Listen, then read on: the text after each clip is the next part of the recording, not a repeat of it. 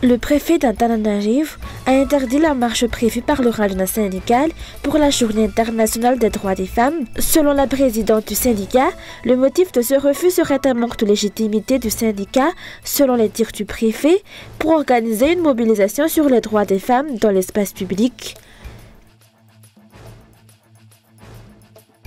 17 personnes, dont le frère de la victime, sont en détention provisoire pour le meurtre de Narinj, maire de Mangatabuang.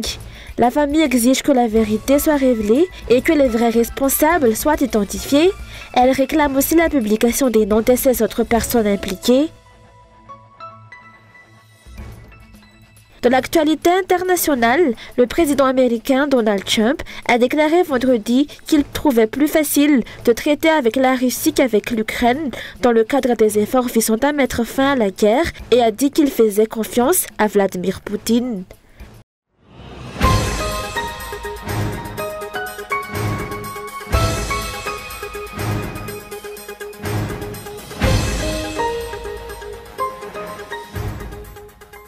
Le préfet d'Antananarivo a interdit la marche organisée par le ralliement syndical à l'occasion de la Journée internationale des droits des femmes.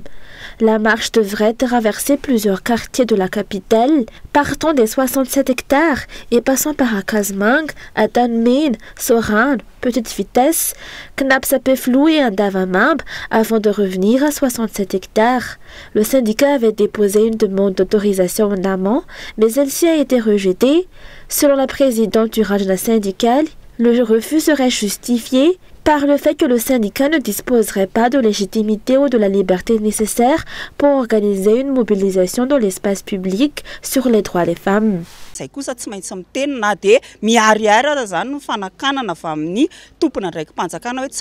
Nous avons le devoir de nous exprimer malgré la tentative de musellement imposée par les dirigeants à l'encontre du ralliement syndical.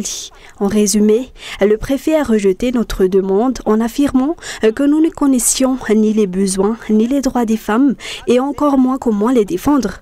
Mais sait-il que 60% des membres du ralliement syndical sont des femmes? Faute d'autorisation, la marche prévue n'a pas pu avoir lieu, contraignant le ralliement syndical à célébrer la Journée internationale des droits de la femme dans ses locaux aux 67 hectares. Le syndicat a dénoncé avec fermeté cette interdiction qu'il considère comme une atteinte aux droits des femmes. Il a également rappelé que de nombreuses travailleuses sont encore victimes de violations de leurs droits en entreprise, notamment les violences sur le lieu de travail, le non-paiement de salaire décent, l'absence de congés, ainsi que le manque d'accès aux soins de santé et à la protection sociale.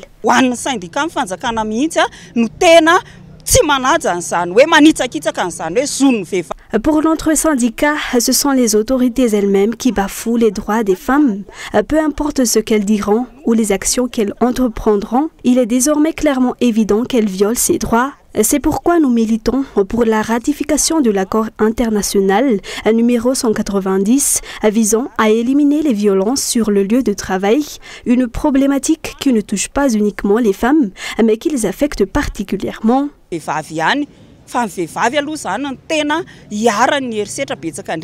Pour le syndicat Fisebagé, cette journée ne devrait pas se limiter à une simple célébration, mais doit aboutir à des avancées concrètes pour les droits de la femme, notamment dans l'exercice de leur profession.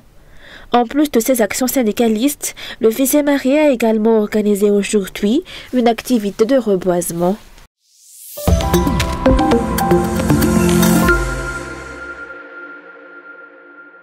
Dans le cadre de l'affaire du meurtre de Narinj, sage-femme et maire de la commune de Mangatabuang, 17 personnes ont été placées en détention provisoire suite à leur comparution devant le tribunal. Parmi ces individus se trouvent d'anciens élus et représentants nommés, ainsi que le frère aîné de la victime. Face aux nombreuses informations qui circulent sur les réseaux sociaux, la famille du maire Narinj réclame que la vérité soit établie afin d'identifier les véritables responsables de ce meurtre.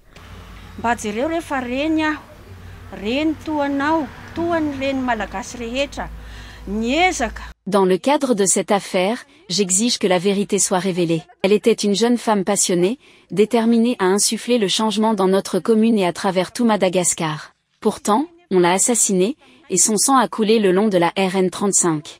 Je demande la vérité, Rien que la vérité sur cette affaire.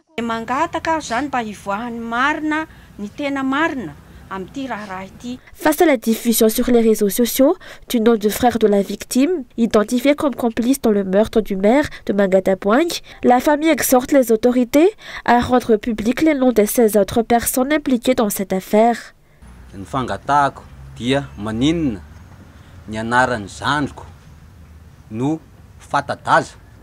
Je m'interroge sur le fait que seul le nom de mon frère ait été rendu public dans l'affaire du meurtre de notre sœur, alors que les noms des 16 autres personnes impliquées ne le sont pas. J'exige que ces noms et leurs images soient publiés de la même manière.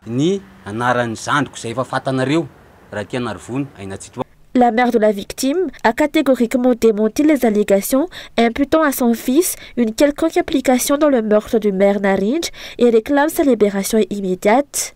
Par ailleurs, de nombreuses informations contradictoires circulent à propos de cette affaire et les conclusions de l'enquête menée par les autorités compétentes sont attendues.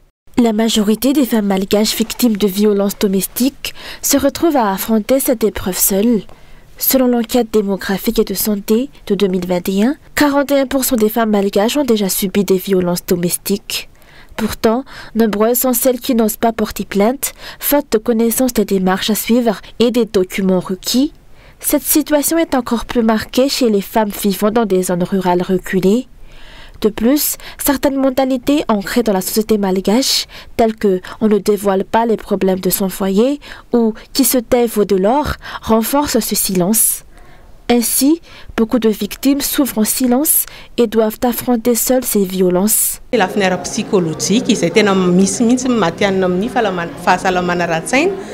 Sur le plan psychologique, il est essentiel d'apporter un soutien aux femmes victimes de violences. En effet, même si elles sont informées des recours juridiques disponibles, la peur constitue un obstacle majeur qui les empêche d'agir. Elles redoutent les représailles de leur agresseur, notamment s'ils venaient à être libérés, ainsi que les conséquences pour elles-mêmes et leurs enfants. Par ailleurs, le traitement des affaires en justice est souvent long et complexe. Les tribunaux, déjà surchargés, doivent mener des enquêtes approfondies et auditionner plusieurs témoins, ce qui rallonge considérablement la procédure.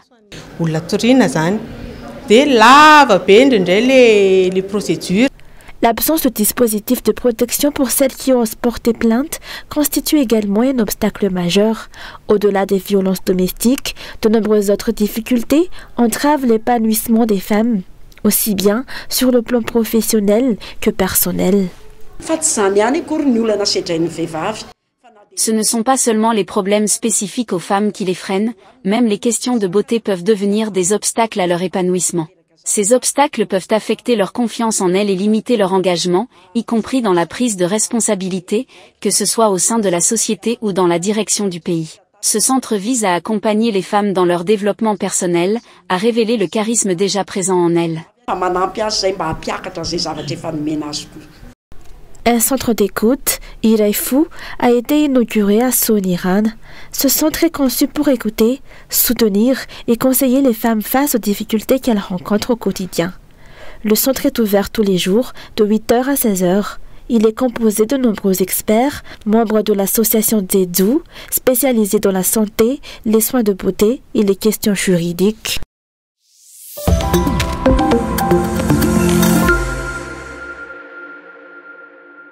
Aujourd'hui, plusieurs activités ont été organisées pour célébrer la Journée internationale des droits de la femme. Parmi elles, un cours d'autodéfense a été dispensé aux femmes chefs d'entreprise et mères de famille à Larbiambunlu.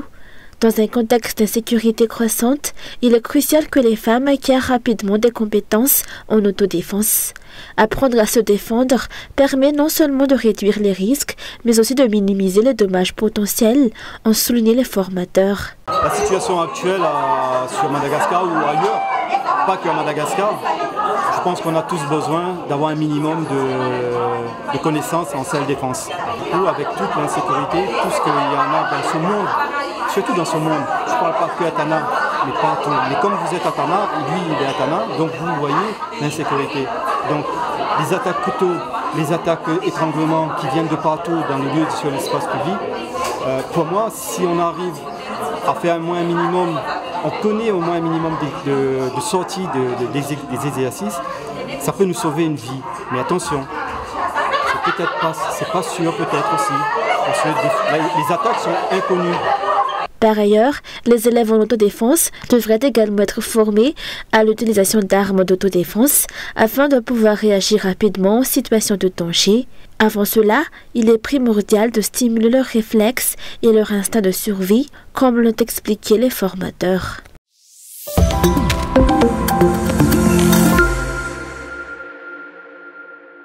La plupart des investisseurs de Nouzbé-Elville vivent actuellement dans l'anxiété, craignant d'être expulsés de leur lieu d'activité, qui ont été en grande partie acquis par des investisseurs étrangers. Cela concerne particulièrement ceux opérant dans les secteurs du tourisme, de l'élevage et de l'agriculture à Nouzmitiou, Noussakati et dans la ville d'Abbas-Dav. Les investisseurs à Nosibé ne se sentent pas en sécurité quant aux capitaux qu'ils ont investis. En effet, du jour au lendemain, à Ampassindave, ils pourraient se retrouver contraints de plier bagages. Que ce soit des investisseurs dans l'hôtellerie, l'agriculture ou la pêche, tous vivent dans l'incertitude.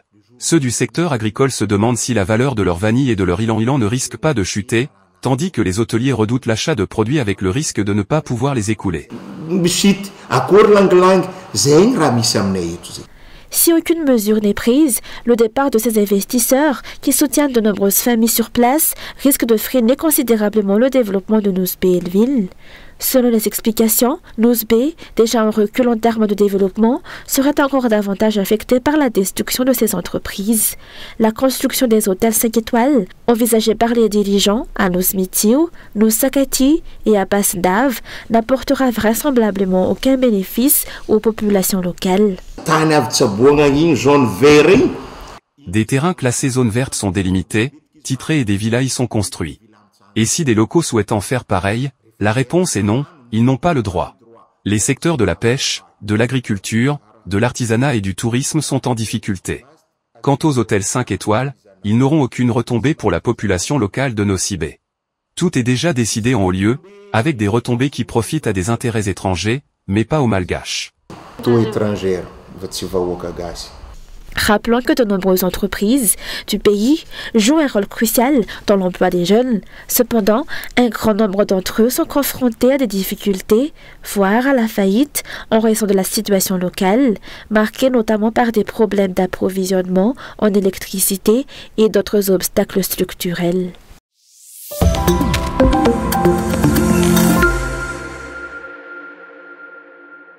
De nombreux innocents sont condamnés à Madagascar en raison d'un manque de moyens financiers pour se procurer un avocat. La corruption de certains fonctionnaires de justice aggrave encore cette situation. Selon la législation malgache, une personne accusée a le droit d'être défendue, ce qui signifie que, même en l'absence de ressources financières, il incombe à l'État de désigner un avocat pour la défendre. En retour, l'État verse une cotisation à l'ordre des avocats pour la désignation de ce défenseur.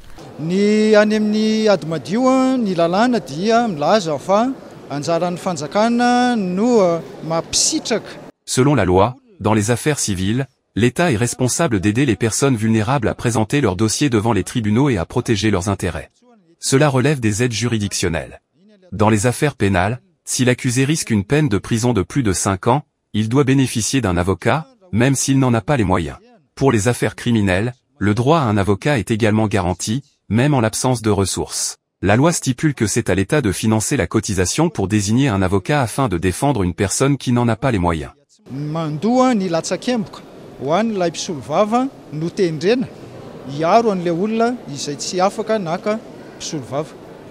L'Ordre des avocats de Madagascar annonce pour cette année une proposition visant à réformer les règles régissant les poursuites disciplinaires contre les avocats. Auparavant, seuls les membres en exercice de l'ordre étaient responsables de juger leur pairs. Ce système va être modifié selon les explications.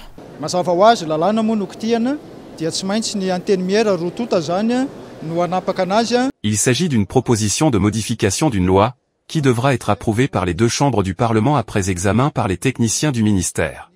Actuellement, ceux qui poursuivent les avocats ayant commis des manquements sont les membres de l'ordre, et c'est à nous de mener l'enquête et de déterminer la sanction professionnelle à appliquer. Cependant, il n'est pas approprié d'être à la fois poursuivant et juge. La proposition vise donc à maintenir notre rôle de poursuivant, mais de confier la fonction de jugement aux anciens présidents de l'ordre, afin qu'on ne soit plus jugé parti.